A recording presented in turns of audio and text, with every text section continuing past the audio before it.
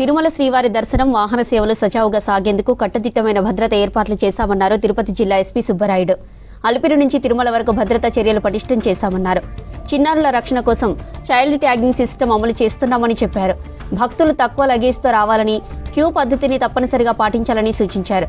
Traffic రద్దీ తగ్గించేందుకు RTC, TTD బస్సులను వినియోగించాలన్నారు. ఏవైనా సమస్య ఎదురైతే 112 నంబర్కు కాల్ చేసి కమాండ్ కంట్రోల్ రూమ్ను సంప్రదించాలన్నారు ఎస్పీ.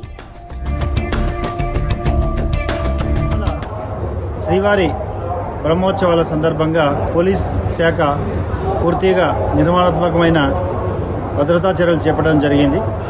భక్తుల భద్రతే పోలీస్ బాధ్యత అనే ఒక నినాదంతో భక్తులకు ఎటువంటి అసౌకర్యం కలగకుండా ఒక సులభతరమైన సురక్షితమైన వాతావరణంలో వారు దేవుని దర్శించుకొని తిరిగి వెళ్ళే విధంగా అన్ని రకాల భద్రతాపరమైన చర్యలు చేపట్టడం జరిగింది.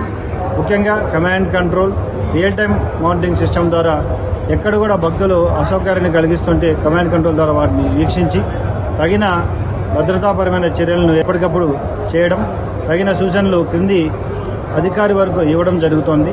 అంతేకాకుండా అలిపిరి తర్వాత శ్రీవారి మెట్లు అన్ని మార్గాల ద్వారా వచ్చే భక్తులు పూర్తిగా భద్రతాపరంగా ఏమైతే పోలీసు వారు చేస్తున్నారో వారికి సహకరించాలని ఉత్సవాల సందర్భంగా వచ్చిన భక్తులకి, ముఖ్యంగా ప్రైవేటు వాహనాల్లో వస్తున్న భక్తులకి తిరుమలలో పార్కింగ్ ఫెసిలిటీస్తో పాటు తిరుపతిలో కూడా కొన్ని పార్కింగ్ ప్లేసెస్ని ప్రత్యేకంగా ఏర్పాటు చేయడం జరిగింది.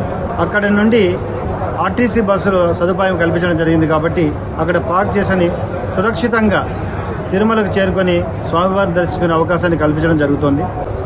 ర్యాష్ అండ్ నెగ్లిజెంట్ డ్రైవ్ చేయకుండా ఈ ఘాట్ రోడ్లో సురక్షితంగా ప్రయాణించాలని అందరికీ కూడా నేను కోరుకుంటున్నాను.